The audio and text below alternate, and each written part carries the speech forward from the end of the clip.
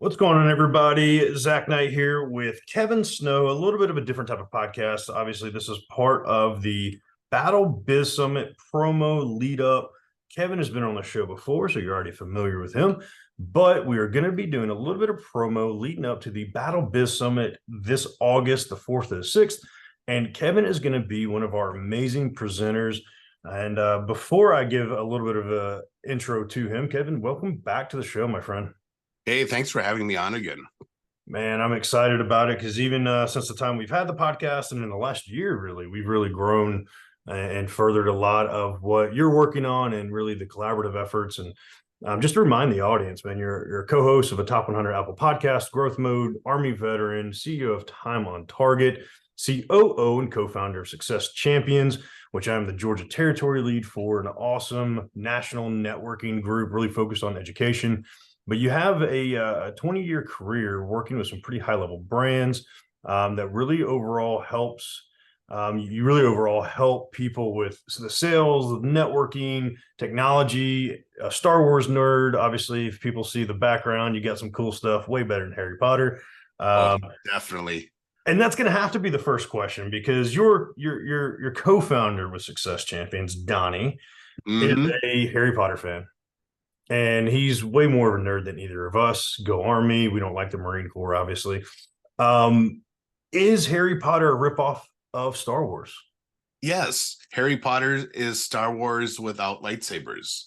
You know, it's you have the orphan boy who is living with an uncle that doesn't want him to go off and reach his full potential. You have the old guy that's coming in to guide him. You have the big bad evil person that's linked to the orphan child. Yeah, it's totally Harry Potter, but in magic world. And with lightsabers, which instantly is a little stick, right? Nobody cares about. I'm glad you agree. Something else we agree on. I love it. I sent Donnie a TikTok once of a guy just breaking down the whole thing, and he was not impressed at all.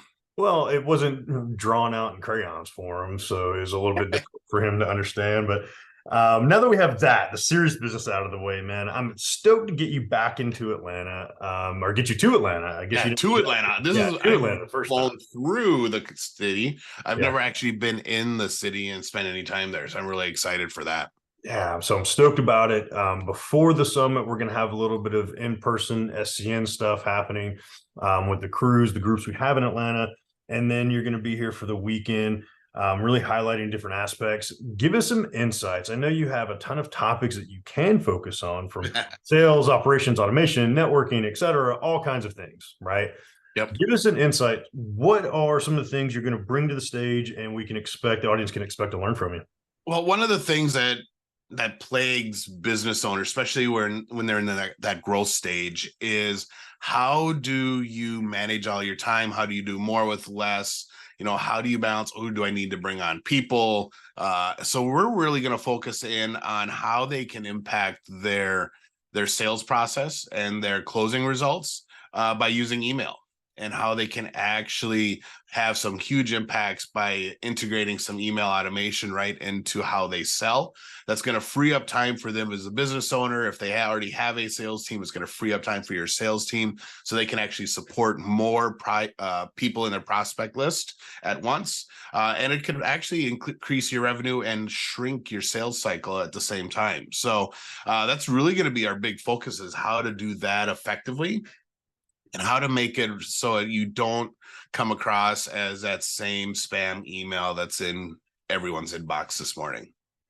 Literally, I've been deleting all morning as we've been on calls leading up to it. And it's a fascinating thing, man, because a decade ago, everybody talked about email lists, right? 15 years ago, it was like a huge thing. It's like the number one thing.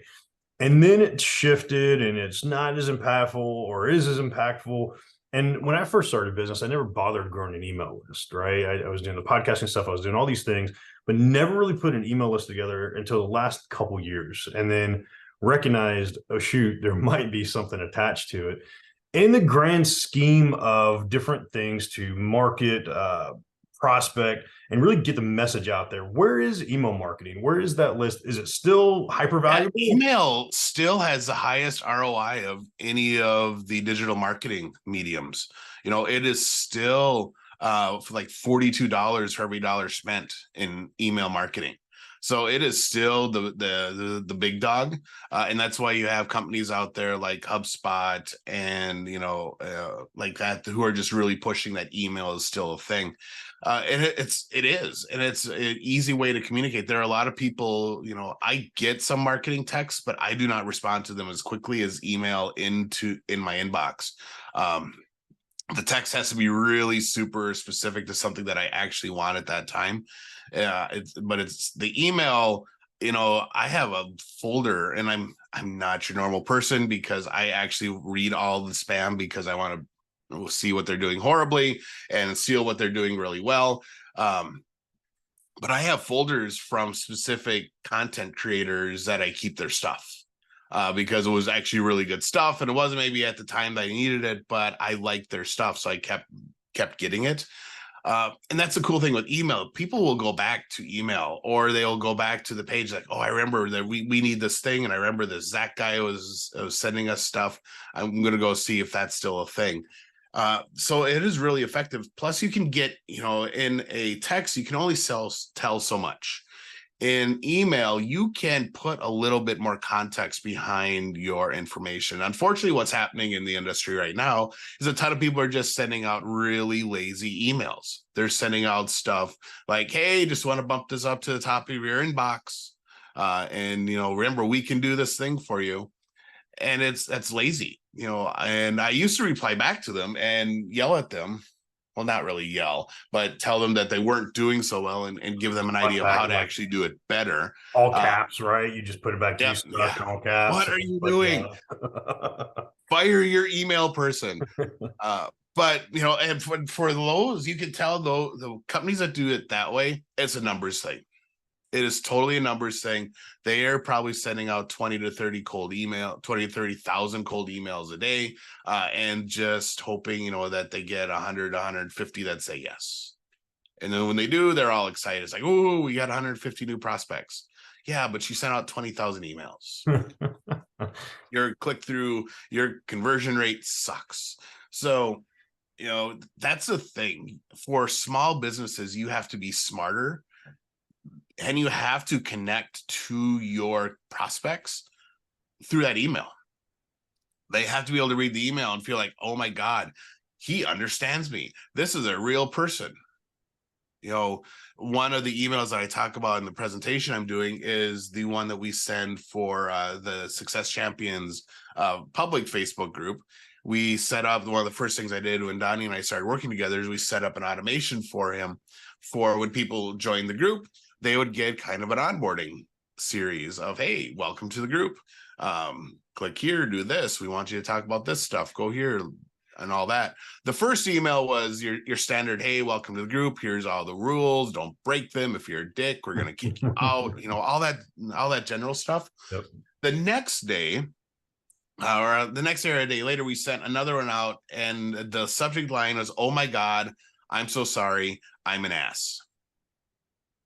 And in it, Donnie starts off and says, oh my God, I'm so sorry. I was so excited to have you in the group and wanted to learn all about you. I completely forgot to tell you anything about me. Can we start over? Here's 3 things most people don't know about me. And that is our number one, still to this day, our number one email for responses. People will reply to that email. It's like, oh my God, Donnie, I didn't think you're an ass at all. No, I wasn't offended. And I'm like, this is an automated email.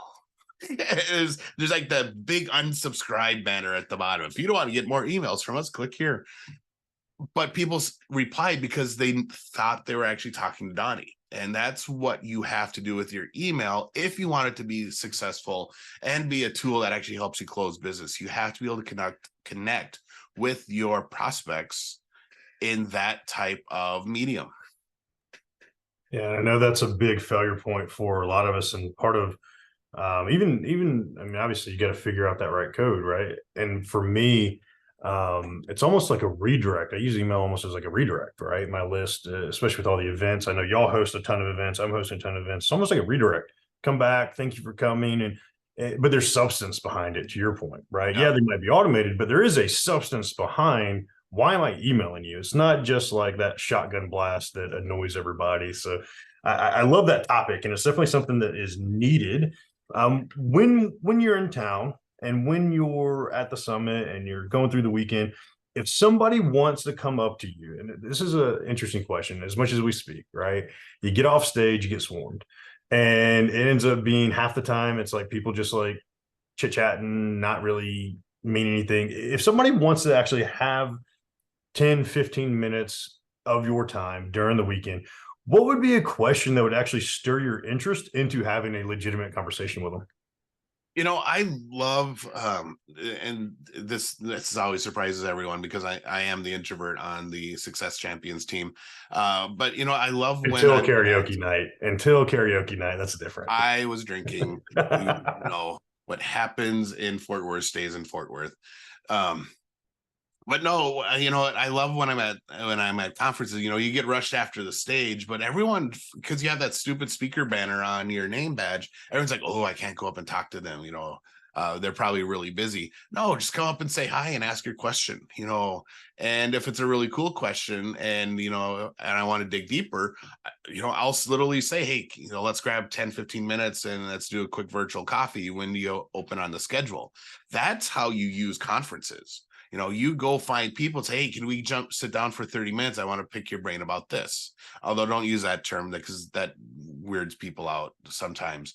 Because that makes it sound like you just want to get free information from them. You don't want a two-way reciprocal communication. Bro, So I hate that. That's such a pet peeve. Let me pick your brain. yeah. Let me pick your Yeah, let brain. me pick your brain. That means Oh, you God. want to get a lot of stuff from me for free, Yep, and you're not going to give me anything. yep. But yeah, come up and talk. Just say, "Hey, I saw your presentation. I love this thing. Can I ask you a question?" And I'm going to say, "Hell yes, let's go." And then we'll get in a conversation. And if I can't do the whole conversation, then we're going to schedule something. We're going to grab a drink at the happy hours after or do something. But yeah, it's super easy. Uh, don't be like a deer in the headlights with the speakers. We are, especially those of us that are going to be there the whole time, we want to hang out and we want to get to know all the people. That's the benefit for us, is getting to network with all the business owners that are in the room and build some really badass relationships out of it. Yep, I absolutely love it, man. I think that's an interesting way to look at it because it is funny. But one thing I would add on to the back end of that is actually do the follow up. If you're going to go into a speaker and do those things, like actually follow up and connect, because I don't know about you, and of course after time it kind of goes away. But the people that say, "Oh, I would love to do this, this, and this," you schedule a call and then they like forget that they even talked to you at the summit, that type of thing. Like I've had that happen a couple times, and it's like, man, why are we getting on the phone again? And it's one of those like, oh, I wanted to, I actually don't remember. So like be mindful of like why you're connecting with somebody. Again, just like an email, make it personal and make it Yep. personable.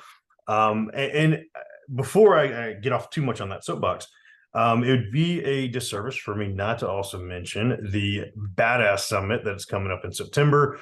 I'm flying out to Dallas. We're going to be at, I guess, year 2 for me, but was this Yep. 5 for Year y'all? 4 4. for the Okay. summit.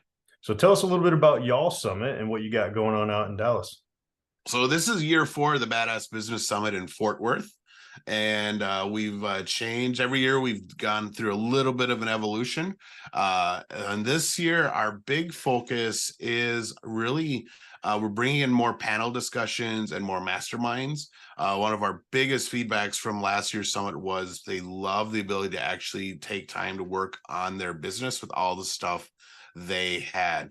So we're really pushing the mastermind piece, but plus then also with the speakers, really pushing the whole concept that this isn't a lecture, that you need to come as in a workshop situation where people can actually work and figure stuff out and be doing things in their business. So we're really excited about that. We've added on a big VIP morning on the first day for all our 30 VIP ticket holders, where Donnie and I are going to walk through the 10 things you need to do if you want to scale your business in the next year. And so it's going to be awesome. We have let's see who all do we have coming in talk about. Oh, let's start with Jared Morgan. Obviously we got Zach coming in, you all know him, but Jared Morgan's coming in. He is currently the host of the Slow Smoked Business podcast, but his we brought him in because we had him on our podcast, and he actually did an exit from a software as a service company 2 years ago for $500 million. So A he knows little bit of money. how to take a startup to that point. So he's coming in, he's going to be sitting on one of the panels, he's going to be doing a keynote, and he's really awesome. We had just a blast with him on our show. So he's coming in. We have Michael Haynes flying in from Australia, who is a badass sales trainer. It is his first United States presentation, so he's pumped to be there. So we're going to have some Aussie speak going on in Fort Worth. So that's cool. And we just got a bunch of really high-powered speakers this year that are coming in that are just excited to share their information. So it's going to be really cool. Nice. And that's something I love about our relationship, our collaboration. It's all about bringing that value, man. My summit, this is year one. Trying to learn from y'all and make it to year four without throwing myself off the roof of my venue, and trying to figure out all these ins and outs, man. So I'm excited not only to have you come into Atlanta, but also to be going out to Dallas, and stoked about it, man. Before I let you run, what's the best way people can stalk you before you come to Atlanta? You got social media, you got a website. What's the best way for us to find more about you? Yeah, the best way to find out more about me is just follow me on LinkedIn. That's going to be the quickest way. And when they come to Atlanta and they're at the summit, we're going to give them a couple other ways that they can follow me too and get some really cool free stuff from me. So Love it. But yeah, right now, just follow me on LinkedIn, Kevin E. Snow. I am on stage in a badass t-shirt. So I'll be easy to find. You will indeed, with the lightsaber, not the little wooden wand. I love that. Kevin, thank you so much for your time today, brother. I am stoked to have you out here in about a month, man. Awesome. I can't wait to get there.